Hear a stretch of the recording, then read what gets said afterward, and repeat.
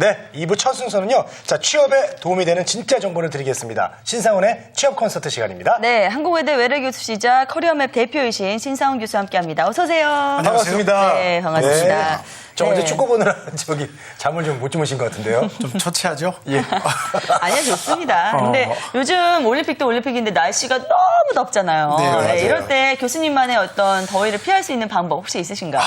더위를 피하는 그 특수한 방법은 있을까만 저는 사실 더위를 좀 이기는 편이고 오히려 숨기보다는 적극적으로 그냥 운동을 하거나 그 사실 더위를 먹을 수도 있는데 네. 무리해서 좀 몸을 많이 움직이는 편입니다. 그래서 땀을 좀 많이 흘리고 나면 네. 좀 재충전이 되는 것 같아요. 맞아요. 기분이 예. 오히려 더 좋을 예. 때가 있죠. 이게 저만의 방식입니다. 근데 요즘 저는요. 네, 네. 올림픽 경기 보니까 더위가 날아가는 것 같아요. 조금은. 우리 선수들이 너무 예. 선전하고 있기 때문에 그렇습니다. 벌써 많은 힘을 받고 있는 것 같습니다. 자, 신상훈 교수의 취업 콘서트는요. 저희 취업엔에서 야심차게 마련한 그런 코너죠. 여러분들의 궁금증을 스마트폰으로 찍은 영상으로 직접 받습니다. 그리고 이 시간 통해서 그 질문을 공개해드림으로써 여러 가지 고민들을 나누는 시간인데요. 그렇습니다. 오늘도 많은 분들께서 참여를 해주셨죠? 네. 자, 여러분들 보내주시기만 하면 일단 저희는 접수만 하고 우리 신상훈 교수께서 아주 명쾌하게 해답을 주실 겁니다. 네. 첫 번째 궁금증 화면으로 만나보시죠. 네, 저는 마케팅 분야에 관심이 많은 학생인데요. 그래서 취업을 마케팅 분야 쪽으로 하려고 할 예정입니다. 근데 마케팅 분야에서 도대체 필요로 하는 역량이 뭐고 또 자기소개서나 입사 서류를 쓸 때는 도대체 어떤 거를 넣어야 유리할지 너무 궁금합니다. 자, 요즘 그 드라마 탓이 좀 있어요. 제가 볼 땐. 네. 예, 마케팅 팀장님, 실장님. 특히 남자 주인공이. 예, 예. 특히 본부장님. 네. 마케팅 관련된 그 명함을 딱 내밀잖아요. 그럼 네. 이제 여자 주인공이, 어머 세상에, 어머, 멋있어. 이렇게 이러잖아요. 인기 직종이죠. 예, 네. 그래서 아마 전폭적인 좀 지지를 받고 있는 것도 없지 않아 있을 겁니다. 네. 자, 마케팅 직무에 대한 일단 개념부터 한번 잡아보죠. 사실 우리를 좀 재건 MC가 이야기를 했다시피 마케팅을 많이 좀 형상화시켜서 굉장히 좋은 쪽으로만 생각을 하는 것 같아요. 물론 그렇다고 제가 반의적인 개념을 설명하려고 이걸 말하는 것은 아니고요. 네네. 우리가 보통 이제 영업과 마케팅에 어떤 차이가 있느냐라고 물어보면 대답을 흔히 하질 못합니다. 그리고 그 마케팅이 마치 영업의 상위 개념으로 인식하는 경우도 많고요. 맞아요.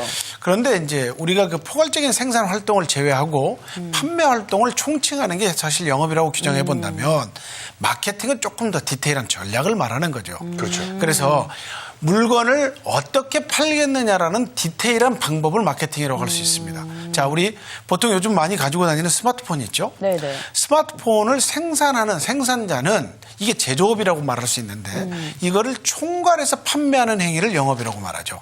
그런데 이 영업에서 어떻게 팔지, 누구에게 팔지, 어떤 특정한 상품을 활용해서 매개 마케팅을 할 건지 이런 이야기가 나오죠. 그러면 우리 이 마케팅이라는 개념은 영업의 하위 개념이라고 볼 수 있는 거죠. 그래서 이 마케팅의 정확한 구분을 하려면 마케팅 영역에서도 어떤 특정한 상품을 다룰 건지를 결정을 해 주셔야 합니다. 그렇군요. 네네. 자, 그러면요. 마케팅 직무에 있어서 어떤 구체적인 그런 업무 형식이 어떤 건지 그것도 좀 들어볼 수 있을까요? 아무래도 마케팅은 이제 총괄하는 개념이죠. 사실 이제 제조 현장의 어떤 생산 라인도 알아야 하고요. 그 다음에 이것들을 어느 층을 대상으로 판매를 할 건지 고객의 니드를 파악을 해주는 것이고 일종의 여기에는 서베이가 들어가는 거죠. 조사죠. 그리고 세 번째는 실제로 이 물품을 활용했을 때 어떤 이득이나 이점이 있겠는지 그리고 이 물품을 활용해서 회사는 어떤 수익적 연계를 가질 건지 자칫 보면 이게 전천후 우리가 어떻게 보면 아니 전인화된 사람을 말할 수도 있는데 네. 마케팅 영역은 그래서 굉장히 중요한 업무 자질이 있다는 것이 포괄적으로 업무 이해를 해야 한다는 거죠. 네. 그렇군요. 그러면 저 마케팅 직무에 종사하시는 분들은 창의력이나 이 기획력이 굉장히 뛰어날 것 같아요. 네. 어떤 역량이 좀 있어야 될까요? 중요합니다. 예. 그 역량은 우리가 말하는 능력과 구분되는 것인데 말 그대로 이제 할 수 있는 힘보다는 본인이 미래에 나가서 본인 스스로가 만들어내는 역량, 이 역량은 결과물을 동반한다고 했습니다. 이 결과물이 뭐겠냐? 사실은 특정한 영역에서 공모전을 입상해 본 경험, 그리고 창의력이라고 말하면 다양한 사고를 실제 제품의 판매에 응용할 수 있는 능력.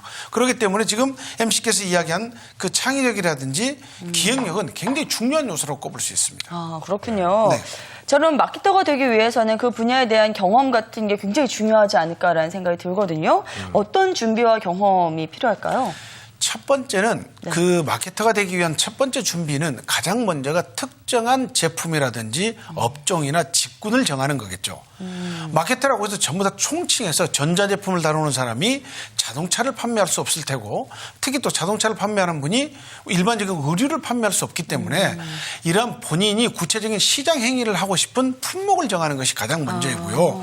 두 번째는 그 품목이 정해졌다면 그 품목과 관련된 경험을 쌓는 것이죠. 네. 그래서 이게 전반적인 업무 능력을 기른다고 하면 사실 이 특정한 품목을 제외하고 본인의 그냥 보편적인 일반적인 스펙을 말하는데 가급적이면 이것을 좀 초월해서 뛰어넘어서 특정한 영역에 자기 기능을 준비할 필요가 있다는 겁니다. 그렇군요. 그렇습니다. 네. 자, 마케팅 팀에 그런데 들어가려면은 흔히들 이제 스펙이 참 많이 높아야 된다 이런 이야기도 있고 한데요. 실제로 이 스펙 수준이 어느 정도 되는지 그것도 궁금하거든요. 최근에 채용되는 사례를 보니까 네. 업직종을 구분하지 않고 일반적인 마케팅 직무라고 할 때 보통 이제 중견기업 이상이라고 말하면 토익 점수가 한 850점 이상. 그리고 뭐 4년제 대졸자의 경우 전체 성적이 3.8 이상 뭐 이런 정도의 서류 전형에서 커트라인을 보이는 것 같아요. 그리고 그 외에 공모전 입상 경험. 특히 이제 팀 프로젝트를 해본 경험. 그다음에 어떤 서베이라든지 이런 것들을 통해서 그 회사나 직무에 관련된 이점을 제시해 본 경험. 네. 그래서 포트폴리오를 보유했느냐가 채용의 관건이 되기도 하겠습니다.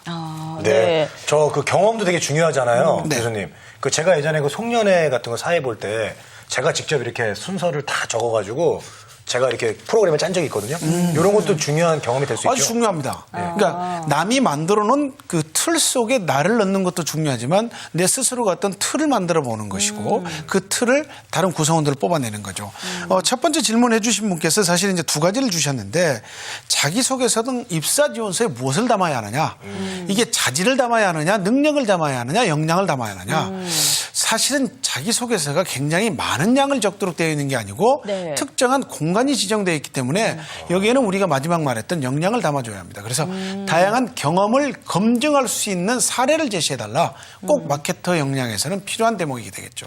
네. 그래요. 상원 씨도 이제 행사 진행을 해보셨잖아요. 네네. 웬만한 식수는 이제 혼자 짜시겠어요. 뭐 그렇죠. 네, 근데 뭐 이 정도 많이 하다 가지고 보니까. 예, 네. 그 마케팅 능력이 된다 이렇게 말하기는 조금 부끄러울 것 같고요. 네. 그것 플러스 다른 경험들이 있어야 될 텐데 맞아요. 이렇게 돼서 훌륭한 마케터로서 이제 큰 꿈을 안고 입사를 했단 말이에요. 그렇게 되면 회사 안에서 마케팅 직무의 어떤 업무 강도라든지 아니면 네. 근무 환경은 환경. 어떤지 모르겠어요. 어떨까요? 회사 규모에 따라서 환경은 나눠지겠지만 네. 특히 이 마케터는 회사 규모와 상관없이 직무가 좀 과중한 걸로 조사가 되고 있습니다. 그래서 야근도 좀 잦고요. 출장도 좀 잦고 그렇기 때문에 좀 비활동적 영역에서 자기 직무에 높은 성향을 보이는 분이라면 사실 좀 맞지 않는 경우가 있겠죠. 그렇군요. 예. 그리고 저번에 영업이 이제 가장 큰 카테고리 안에 이제 그 마케팅도 들어간다고 말씀하셨는데 영업직, 기획직, 마케팅. 요즘 맞아요. 차이를 한 번만 약간 좀 모호한 다시 것 한번. 같기도 해요. 영업은 실질적인 세일 활동을 하는 총체적인 개념을 가지고 있다면 예, 예. 마케팅은 어떻게 팔 거냐 기획은 어떻게 팔기 위해서 어떤 전략을 수립하느냐 이렇게 세 가지로 구분해 볼 수 있겠습니다. 근데 웬만한 회사들은 그 세 가지가 다 이렇게 같이 묶여져 있지 않습니까? 물론 그러겠습니다만 우리 자동차 회사에서 네. 기획부서는 있어도 계획부서는 없습니다. 그렇죠? 그렇죠. 네. 이 계획이라는 건 이미 무엇을 만들 거냐. 그게 자동차이기 때문에 상관이 없다는 거죠. 기획은 어떻게 만들 거냐. 무엇과 어떻게 구분이라고 쉽게 이해를 하면 될 것 같습니다. 네. 네. 자, 오늘 영상으로 질문 보내주신 분 이 정도면은 좀 답변이 충분히 됐을지 모르겠습니다. 되길 바라면서 저희 관련된 질문 카카오톡으로 한 가지만 더 받아보겠습니다. 함께 보시죠. 카톡 질문 보시죠. 네. 자, 마케팅 직무는 상경 계열 지원자가 유리한가요? 공대생은 힘든가요? 예. 흔히들 이제 경영 쪽 전공하신 분이 마케팅 유리하지 않을까 이렇게 생각을 하거든요. 네, 어떻습니까? 채용의 빈도수로 보면 상경 계열의 지원자들 중에서 채용을 많이 하고 있습니다. 그런데 공대생이라고 해서 꼭 불리한 것만은 아니고 공대생이 상경 계열보다 상대적인 우위를 점할 수 있는 능력이 있다면 네. 이게 불리할 수는 없겠죠.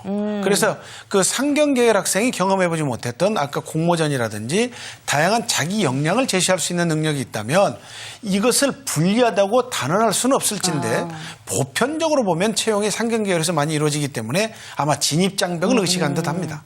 예, 잘 들었습니다. 자, 이렇게 해서 첫 번째 질문은 이 정도로 마무리를 해보도록 하겠고요. 여러분께서 보내주신 두 번째 궁금증 역시 화면 통해서 만나보시겠습니다. 제가 취업을 준비하고 있는 대학생인데요. 아직도 제가 하고 싶은 직업을 못 찾았어요. 이럴 때는 어디에서 직업 정보를 구할지 조언 좀 부탁드립니다.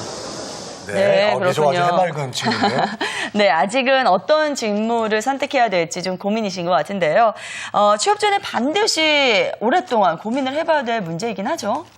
그간 저의 그 취업 콘서트에서도 많이 다뤘던 부분 아니겠습니까? 그렇죠. 네. 그런데 이렇게 질문이 반복되는 걸 보면 아직까지 구직자들이 많은 고민을 이 직무와 관련돼서 하고 있다는 거죠.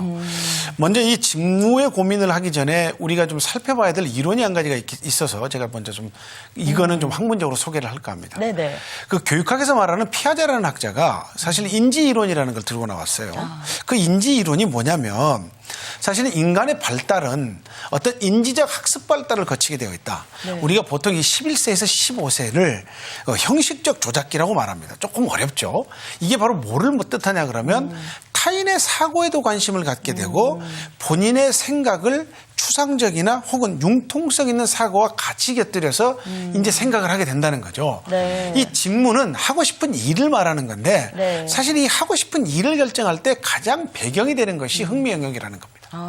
이게 관심거리가 무엇이냐. 네. 사실 두 분 MC께서도 이와 같은 직업을 수행을 할 때 본인들이 남 앞에 서서 이야기하는 걸 쑥스럽거나 굉장히 힘들어한다면 네. 아마 이 공포증을 벗기가 힘들 겁니다. 그렇죠. 저 역시도 마찬가지죠.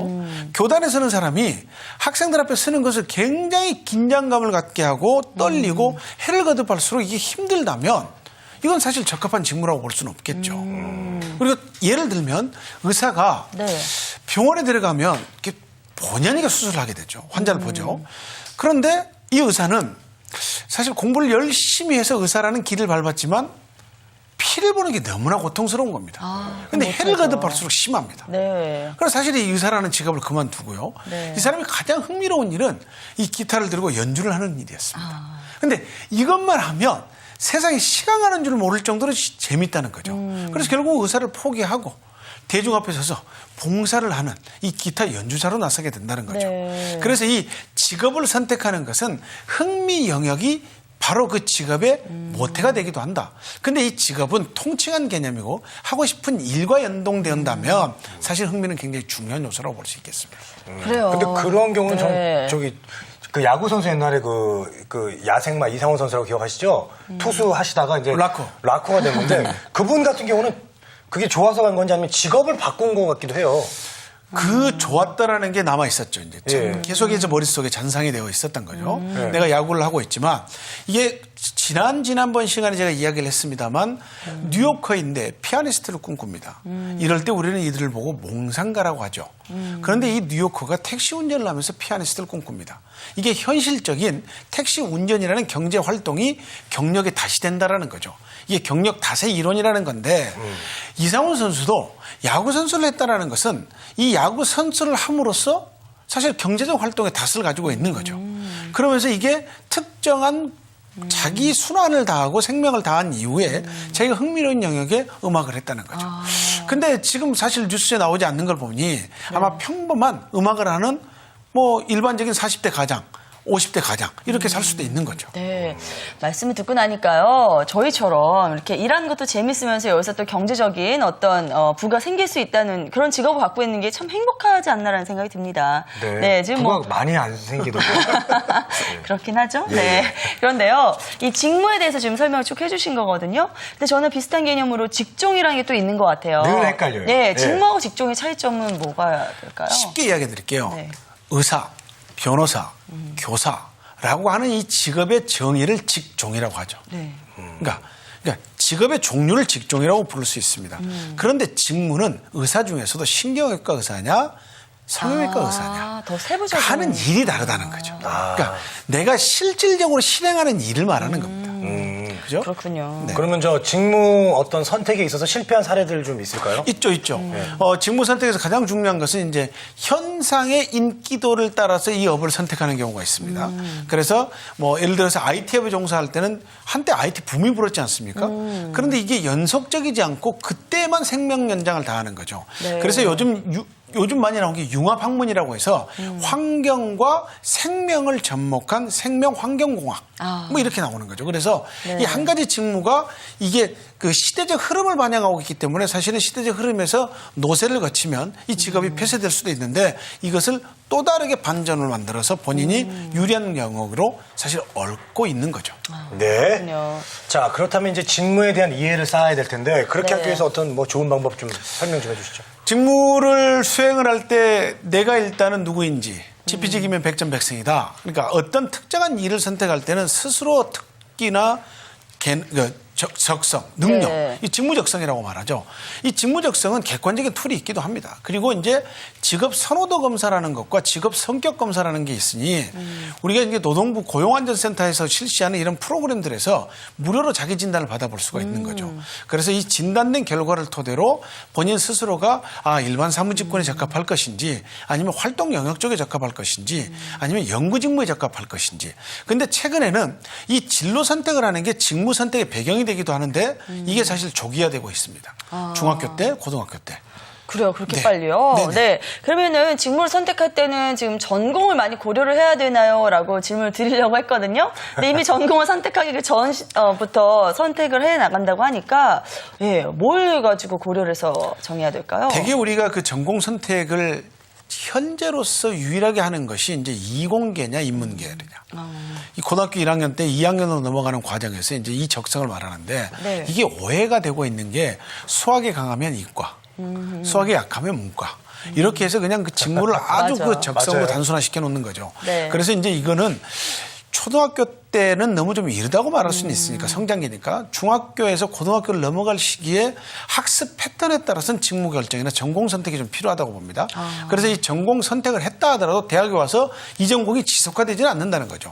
또 교차될 수도 있기 때문에 사람은 이 생각이 바뀔 수도 있는 거라는 거죠. 네. 그래서 이 가급적이면 일찍 조기 진로 선택을 하신 분들이 이 직무에 대해서 조금 고차화되고 전문성을 갖는 확률이 높더라. 이런 연구도 있기 때문에 좀 미리미리 할 필요가 있습니다. 네, 그렇군요. 알겠습니다. 자, 이제 네. 마케팅 직무에 대해서 저희들이 앞서 살펴봤잖아요. 네. 예. 자, 요즘 또 이 새롭게 뜬 어떤 유망 직무가 있습니까? 이게 시대적 흐름이나 변화를 따라간다고 했는데 네. 최근에는 스포츠 마케팅. 지금 이제 제가 런던 올림픽이 열리고 있으니까 이런 이야기를 하는 건데 네. 스포츠 마케팅 중에서도 이 스카우터들 있죠. 그 유명한 선수들 플레이를 잘하는 선수들을 적시에 판단을 해서 싼 값에 데리고 와서 굉장히 많은 비용을 받고 임대를 나가나 판매를 하는 거. 판매라고 해서 좀 그렇습니다만 예. 이게 중매를 시켜주는 역할 이런 것들이 최근에 많이 뜨는 직무들이죠. 그래서 이 직무는 보면 시대적 흐름과 상관없이 계속해서 수익과 연관되어 있다는 거죠. 무관한 직무는 사실 드뭅니다. 그렇군요. 스카우터는 네. 근데 또 이 구단주에서 뽑는 거잖아요, 어떻게? 그러기도 하고요. 예. 이게 프리랜서 스카우트도 있습니다. 네, 알겠습니다. 네, 알겠습니다. 네. 자, 카카오톡 질문 한 가지만 더 받아보겠습니다. 함께 보시죠. 네. 전자공학과 학생입니다. 제가 선택할 수 있는 직무는 어떤 게 있을까요? 라고 해주셨어요. 예. 어떤 거 들어볼 수 있을까요? 생산기술과 연계된 직무를 선택할 수도 있을 거고요. 네. 아니면 전자공학과 학생이면 완제품을 제품 설명이 명확할 수 있는 기술 영업 쪽의 직무 선택을 할 수도 있을 것 같습니다. 네. 일단 본인의 흥미 접성을 가장 먼저 고려하고 나아갈 수 있는 방향은 대략적으로 이렇게 된다라고 제시를 해주셨습니다. 네. 자, 오늘 뭐 직무와 관련된 이야기 또 그중에서 마케팅과 관련 이야기 앞서서 자세히 나눠봤고요. 이렇게 여러분 궁금증 다양하게 나눠봤습니다.